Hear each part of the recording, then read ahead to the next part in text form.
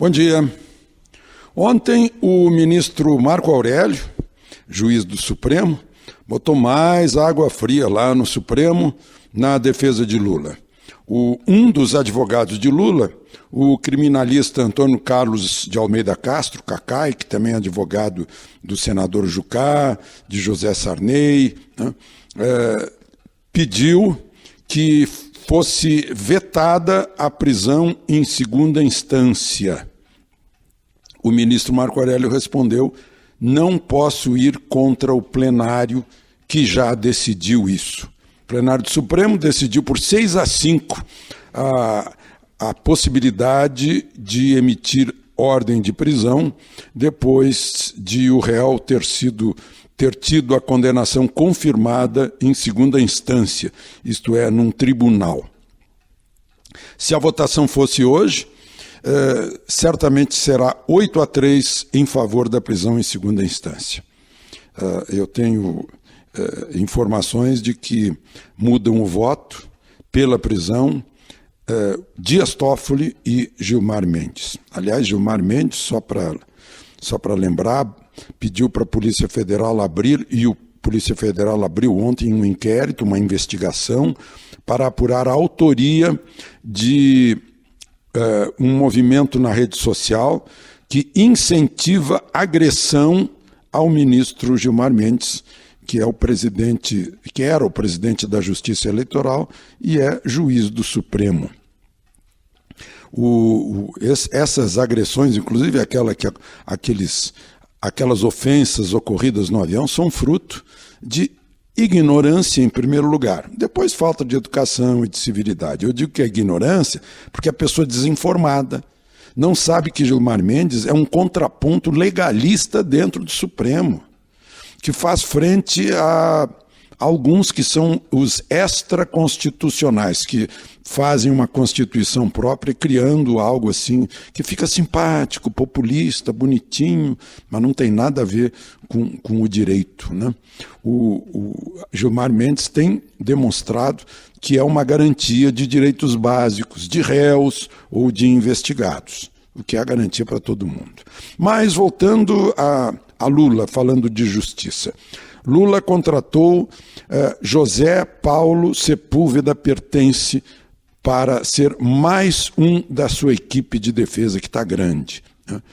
Sepúlveda Pertence foi presidente da Justiça Eleitoral quando Lula foi eleito, em 2003. Foi presidente do Supremo também. Só para lembrar, foi nomeado por José Sarney. E foi membro da Comissão de Ética da Presidência da República quando Lula era presidente. Depois ele saiu porque Dilma não renovou, como de praxe, o mandato de 2 dos conselheiros do Conselho de Ética. Aí ele deixou o conselho. A gente acha estranho assim, né, que alguém que tenha sido presidente do Supremo depois vá defender um réu que pode entrar no Supremo.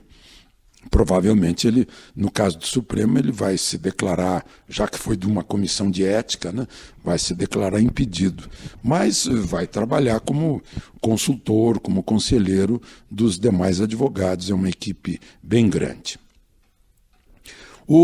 A reforma da Previdência está prevendo, nas últimas mudanças anunciadas ontem, né, que deixa fora a aposentadoria rural, que deixa fora um monte de coisas, só pega mesmo aquelas aposentadorias de 22 mil, de 28 mil, né, de gente que ia pegar essa aposentadoria não vai mais, né? Quem já tem é direito adquirido.